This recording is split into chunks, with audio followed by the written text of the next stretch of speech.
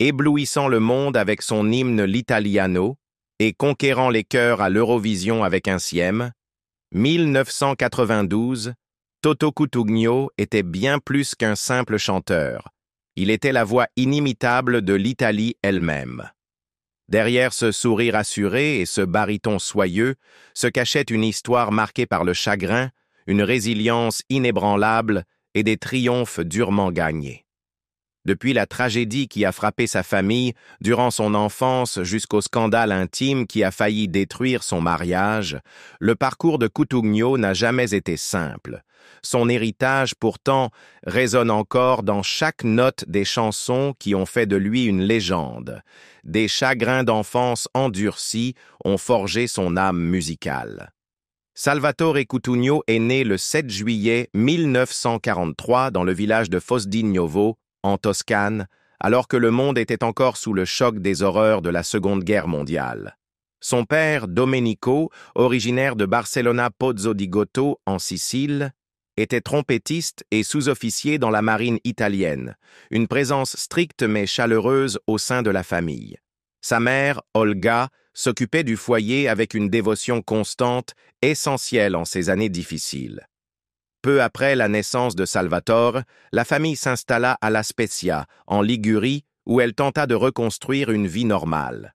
Mais le drame allait frapper. En 1948, alors que Salvatore n'avait que 5 ans, sa sœur Anna, une fillette vive de 7 ans, s'étouffa en mangeant des gnocchis juste devant lui. L'image d'Anna luttant pour respirer ne l'a jamais quittée, une blessure qui a façonné ses émotions les plus sensibles pendant des décennies. Quelques mois plus tard, une lueur d'espoir revint avec la naissance de son frère Roberto. Mais une autre ombre apparut lorsque sa sœur Rosanna, née plus tôt, fut diagnostiquée d'une grave maladie cardiaque. Elle dut subir une opération qui accabla la famille d'une lourde dette. Domenico, refusant d'abandonner la vie de sa fille, s'endetta profondément pour financer l'intervention et ne parvint à rembourser totalement qu'en 1978, 2 ans avant sa propre mort. Ces événements se sont gravés dans l'esprit du jeune Salvatore, lui montrant à la fois le prix brutal de la tragédie et la puissance du sacrifice. Dans tout cela, la musique fut la seule lumière qui empêcha la famille de s'effondrer. La trompette de Domenico était un compagnon permanent, et dès que Salvatore fut assez grand pour tenir des baguettes, son père lui apprit à jouer. À 9 ans, il se produisait déjà avec le groupe musical local de son père, tenant fièrement le rythme à la batterie. Rapidement, il apprit à passer sans effort de la guitare au piano, puis au saxophone, un don rare qui impressionnait son entourage.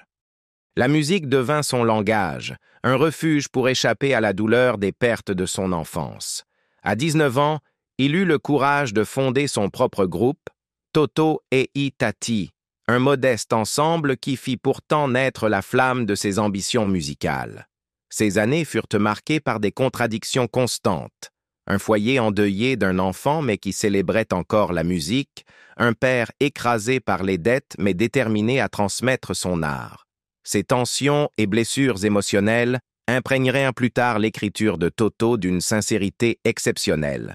À travers tous ses chagrins et ses peurs, il apprit à transformer la tristesse en mélodie et la mélodie en espoir, un don qui l'emmena loin, faisant de lui non seulement un musicien à succès, mais une voix capable de guérir. Construire des rêves, écrire des tubes, briser des cœurs. Alors que l'Italie entrait dans les années 1970, une nouvelle génération de pop voyait le jour. Et parmi ses artisans les plus talentueux figurait Toto Cutugno. Sa première renommée locale en tant que multi-instrumentiste doué lui avait donné la confiance nécessaire pour affirmer sa propre identité artistique et en 1975, il fonda le groupe Albatros. Avec Albatros, Toto fit un saut créatif audacieux, expérimentant des harmonies vocales élaborées, des refrains accrocheurs et une saveur résolument italienne qui restait moderne. En 1976, il présenta Albatros au Festival de Sanremo avec la chanson Volo AZ 504, marquant sa première apparition sur cette scène légendaire. Même s'ils ne remportèrent pas la victoire, cette expérience ouvrit des portes dans l'industrie, prouvant qu'il pouvait rivaliser avec les meilleurs d'Italie. Mais l'ambition de Toto dépassait la scène italienne. À la même époque, il perfectionna ses talents de compositeur, collaborant avec des paroliers et producteurs français qui reconnurent en lui un instinct mélodique exceptionnel. Il était extraordinaire qu'un musicien italien puisse saisir avec autant de justesse le goût français pour la romance et la mélancolie. Il coécrivit L'été indien, un énorme succès en 1975 pour Joe Dassin, numéro 1 en France, et vendu à des millions d'exemplaires. Sa plume donna également naissance à « Et si tu n'existais pas » et même à « Siffler sur la colline » pour Dassin, renforçant encore sa réputation. En 1978, il écrivit « En chantant » pour Michel Sardou, un hymne célébrant la joie simple de chanter qui toucha immédiatement le public. D'autres icônes françaises firent vite appel à lui. Johnny Hallyday lui demanda « Derrière l'amour » en 1976, Dalida lui confia « Laissez-moi danser » Monday, Tuesday en 1979, et Mireille Mathieu enregistra plusieurs de ses mélodies. Même Gérard Lenormand, Claude François, Sheila et Ringo firent appel à son talent de compositeur. Cette demande constante montrait à quel point il savait mêler l'amertume de sa propre vie difficile aux thèmes universels de l'amour, du chagrin et de la résilience. En 1980, Toto revint sur le devant de la scène de Sanremo en tant qu'interprète avec Solo Noi. Cette fois, il triompha, remportant le festival et élevant son statut public du jour au lendemain. L'Italie ne le vit plus seulement comme l'homme derrière les succès des autres, mais comme un artiste charismatique capable de porter à lui seul les émotions de tout un pays. 3 ans plus tard, en 1983, il composa la chanson la plus marquante de toute sa carrière. L'Italiano. Écrite à l'origine pour Adriano Celentano, qui la refusa, la chanson devint l'hymne personnel de Toto. Avec son refrain fier, sentimental et instantanément mémorable, l'Italiano se hissa à la première place en Italie, à la 2e en France et entra dans le top 30 en Allemagne. Le clip, tourné sur les Champs-Élysées animés, montrait Toto comme un symbole vivant de la fierté italienne, jouant avec les stéréotypes, en aspirant des spaghettis et en flirtant avec une serveuse. Mais au-delà de ces images humoristiques, l'Italiano était une célébration sincère de ses racines culturelles. Selon le Corriere del Ticino, il s'est vendu à un nombre impressionnant de 100 millions d'exemplaires dans le monde, devenant l'une des chansons italiennes les plus aimées de tous les temps. Toto Cutugno avait franchi un cap, passant de l'auteur pour les autres à l'incarnation de l'âme même de son pays. Des décennies plus tard, le public fredonnait encore son refrain, preuve qu'un garçon humble issu d'une famille brisée de Ligurie avait pu transformer ses souvenirs en un triomphe qui toucha tous les coins du globe. Triomphes et tensions sur la scène de l'Eurovision. À la fin des années 1980, Toto Cutugno avait déjà conquis les hit-parades, le festival de Sanremo et le cœur de millions de personnes à travers l'Europe, mais il restait une scène sur laquelle il rêvait de se tenir comme symbole de l'excellence italienne. Cette chance arriva en 1990 lorsque la chaîne publique italienne RAI le choisit pour représenter le pays au concours Eurovision de la chanson. Toto, alors artiste confirmé et auteur-compositeur respecté, composa un titre dépassant les simples thèmes amoureux, Insieme, 1992. Un hymne puissant à l'unité européenne dans un monde qui se libérait des divisions de la guerre froide. Le morceau parlait de rassemblement, de construction d'un avenir pacifique et partagé au-delà des frontières, en écho aux rêves d'un continent entier après des décennies de fractures idéologiques. Le 5 mai 1990, le concours eut lieu à Zagreb, alors encore en Yougoslavie, et Toto monta sur scène aux côtés de 5 chanteurs du groupe slovène Pepel in Cri. Sa prestation fut chargée de conviction mêlant son baryton reconnaissable entre tous à un refrain aux accents d'hymne qui électrisa le public. Le message de Incième résonna avec force bien au-delà des frontières italiennes. Quand le vote fut terminé, Toto Cutugno en ressortit vainqueur, offrant à l'Italie sa deuxième victoire à l'Eurovision après le triomphe de Gigliola Cinquetti en 1964.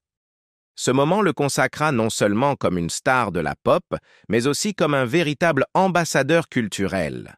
En 1991, il revint à l'Eurovision en tant que co-animateur aux côtés de Gigliola Cinquetti, unissant symboliquement deux générations de succès italiens dans le concours.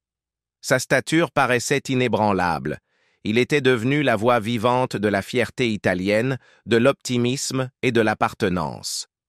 Durant les années 1990, il continua d'entretenir son lien privilégié avec Sanremo, y participant au total à 15 reprises au cours de sa carrière et s'y produisant même en 1990 avec la légende Ray Charles, un souvenir qu'il évoquait toujours avec une grande reconnaissance. Pourtant, derrière les lumières étincelantes, la vie privée de Toto connaissait des bouleversements majeurs. En 1989, alors qu'il était encore marié à Carla Galli, son épouse depuis 1971, il eut une liaison avec Cristina, qui donna naissance à son unique enfant, Niccolò, né en 1989. Cette révélation menaça de déchirer sa famille. Dans une interview remarquablement sincère accordée en 2018 au Corriere della Sera, Toto confessa avoir craint que Carla ne l'abandonne après une telle trahison. Au lieu de cela, elle lui offrit un pardon qui le bouleversa, à une condition. Il devait reconnaître publiquement Niccolò et lui donner son nom. Toto s'exécuta sans hésitation, décrivant son fils comme l'un de ces nombreux jeunes Italiens valeureux sur lesquels le pays devrait miser, une phrase qui montrait combien il chérissait l'idée d'une rédemption à travers la famille. Niccolò grandit entouré d'amour, accepté dans le foyer de Carla, et devint le symbole qu'une erreur pouvait mener à quelque chose de durable et de beau. À travers tout cela, Toto ne perdit jamais sa passion pour la scène. Même si la culpabilité et la fatigue des voyages incessants l'éprouvaient, il se donnait sans réserve à chaque représentation, sa voix portant des décennies de douleur, de fierté et d'espoir. Dans ses concerts d'après Eurovision, le public sentait qu'il n'était plus seulement un chanteur, mais un homme qui avait vécu chaque mot qu'il chantait. Un homme dont les triomphes et les tensions formaient un récit inoubliablement humain.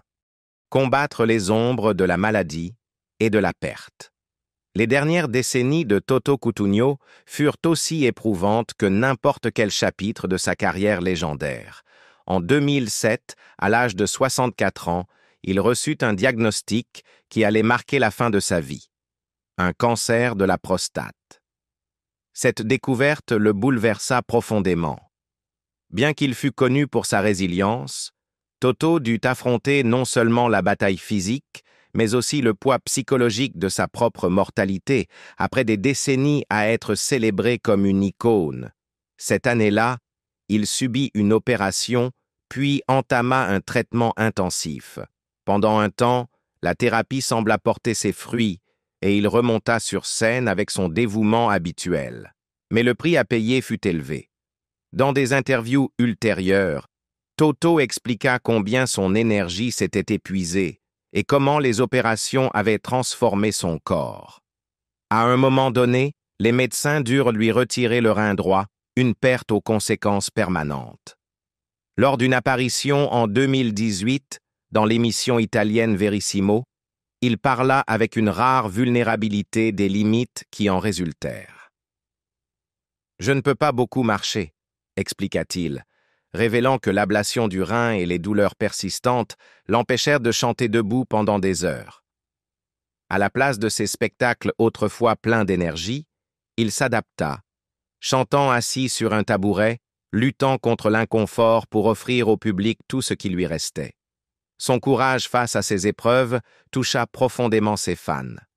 Malgré sa santé déclinante, Toto fit un retour triomphant, quoique émouvant, au Festival de Sanremo en 2008 avec la chanson Un falco chiuso in gabbia, un faucon enfermé dans une cage. Une métaphore douloureuse mais juste, décrivant un esprit qui voulait s'envoler librement, mais restait piégé par la maladie et la fragilité. Le public comprit ce message plus profond et l'entoura d'un respect encore plus grand que pendant les années de gloire de l'Italiano. À mesure que le cancer progressait au fil des ans, Toto ne s'éloigna jamais complètement de la musique. Il maintint un calendrier de concerts prudent, apparaissant sur scène dès qu'il le pouvait, conscient que le public puisait encore espoir et nostalgie en le voyant. C'était, d'une certaine manière, un échange mutuel. Les fans lui donnaient du courage et il leur offrait les chansons qui avaient marqué leur vie. Dans sa sphère privée, ses relations se consolidèrent et prirent encore plus de sens. Son épouse, Carla, qui lui avait pardonné des décennies plus tôt l'aventure qui avait mené à la naissance de son fils Niccolò, resta à ses côtés.